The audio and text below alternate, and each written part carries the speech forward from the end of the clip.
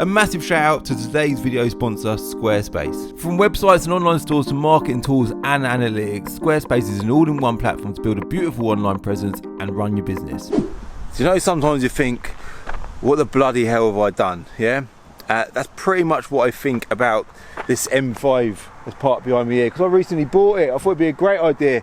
Buy this M5 because it will make amazing content. It probably will make amazing content, but trust me when I say it, yeah, this is the biggest piece of BMW M5 that I've ever seen in my life. Alright, so in today's video I'm going to be introducing you lot to my new project. That's definitely what it is.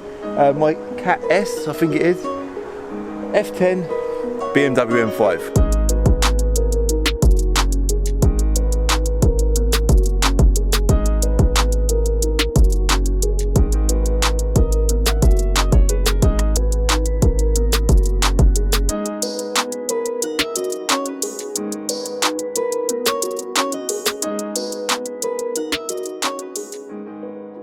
Well, before we get on with this video, a quick little brief about today's video sponsor, Squarespace. Squarespace is an all-in-one platform to build a professional website, online e-commerce store or portfolio. Squarespace offer everything you need, from the domain to building a website and then managing your business online so you can get up and running hassle-free. It's as simple as you just pick a domain, pick a template, and then you can start creating your website. And then once your website's all set up, Squarespace also offer the option to do email marketing campaigns, and they also give you the option to customize your website even further with their third-party extensions. Hold on, the price, that's one thing I haven't talked about. It's mega cheap. Prices start from as little as £10 a month. So if you've got a business or an idea that you want to get online, get on it, man. Stop messing around. Head over to squarespace.com/Calvin's Car Diary and make sure when you check out you use my promo code Calvin's Car Diary to get 10% off. And that's it. You can then begin creating that wonderful idea and finally making it happen. Let's continue with this video.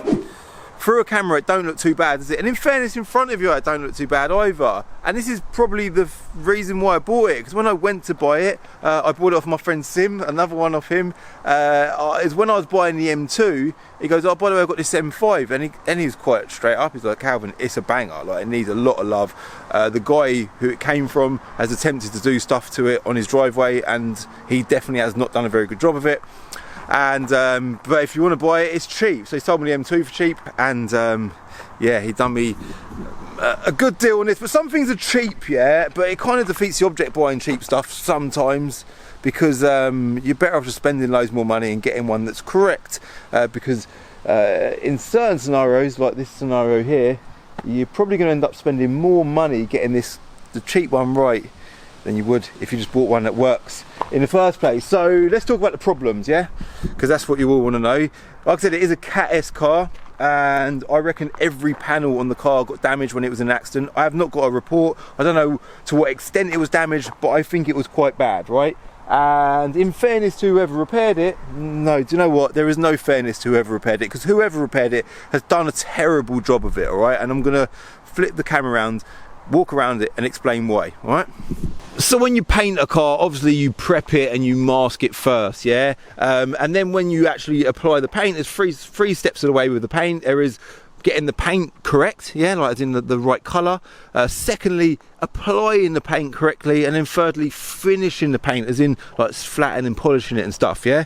At no step of the way, not the prep, not the paint choice, not the application of the paint or the finishing of the paint, has this been done correctly, this car. It's terrible, right? So if we start off with the masking as an example, look around here, that paint is, yeah, it's pickling off. The finish, yeah, we'll talk about the finish in a sec. The colour choice, you can see here that in the door shot, that is the correct colour of the car.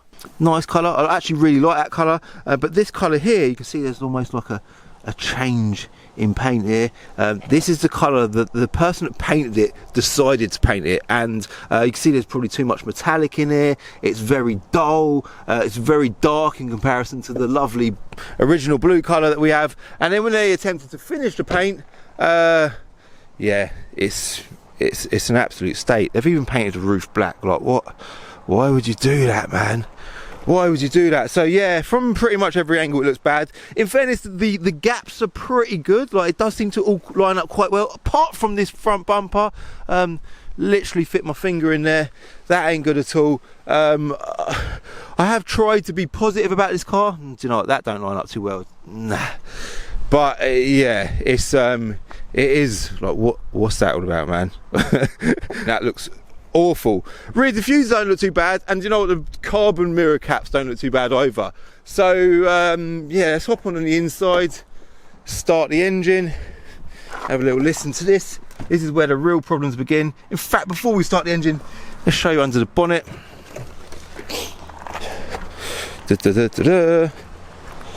Yellow calipers as well. Oh, we didn't talk about the application of the paint. Every single wheel has got runs in the paint. Let's just look there. Yeah, I don't know if you can see that through the camera. Just trust me when I say it's not been done very well. Under the bonnet, don't look too. Yeah, it's a mess, isn't it?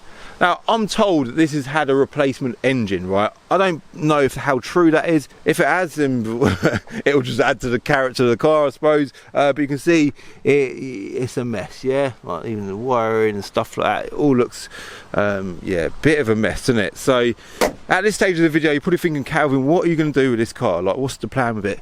Just a bit of electrical tape in there, just holding stuff on. Can you see that? Yeah, you know. Professional job, guys. It was done professionally by somebody. That's sticking out, is it? That's all right. So, engine start. Let's have a little listen, yeah?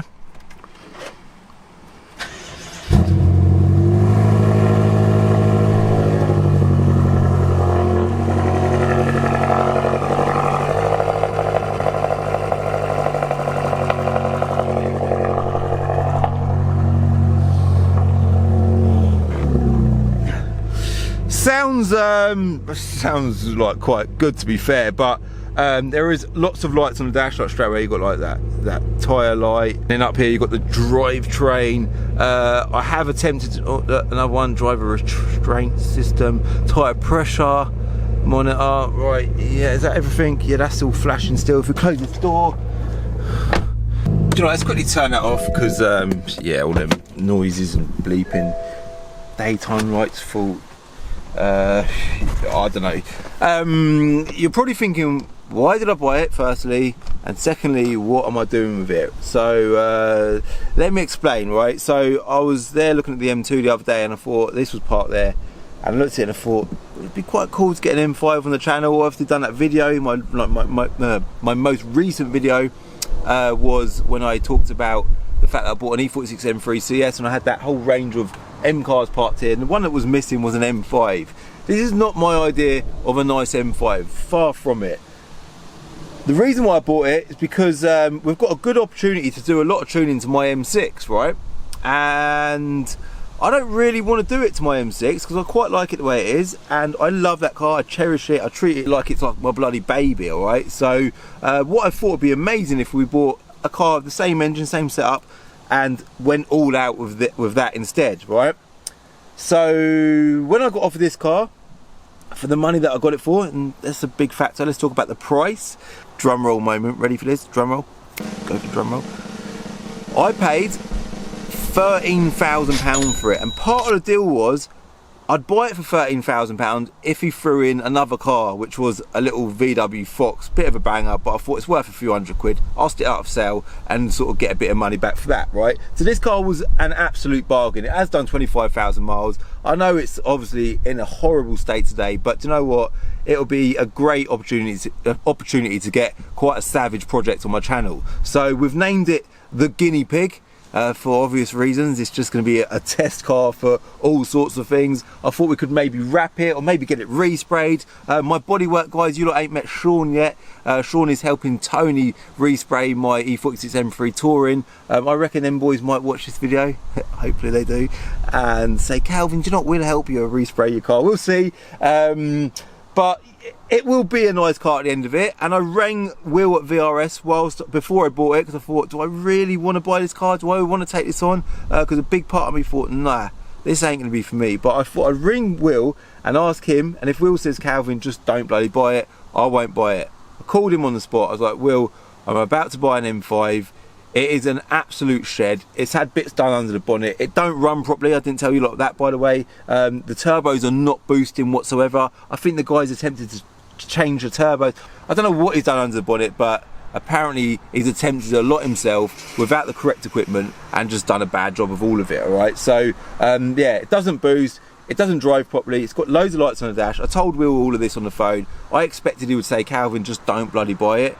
And he said, Calvin, buy it, man. We'll do a project on it. We'll have some fun with it. Let's go all out with it. So I thought, fair enough. So if I've got that kind of confidence and reassurance from Will at VRS, then do you know what? I thought it's a bargain anyway. Let's just do it and have a laugh with it. So this is now the another project on my channel. Projects make sense to me because I don't have to think about content. There's always cars in the background that are being worked on, that there's content there available for me all the time, which means I can focus on editing videos, and every week or every couple of days there's always another step of the way or another step of the journey on one of my project cars. So it's good to have projects. It's exciting to see what we can do to it. And like I said in the M2 video about not buying an M2 competition, when you've got cars that you care about a bit less or don't care about so much, you kind of don't care about going all out with them. So whatever we can do to this car, we will do to it, and it will be an absolute beast at the end of it. I know it will be, and I know it's a shed today,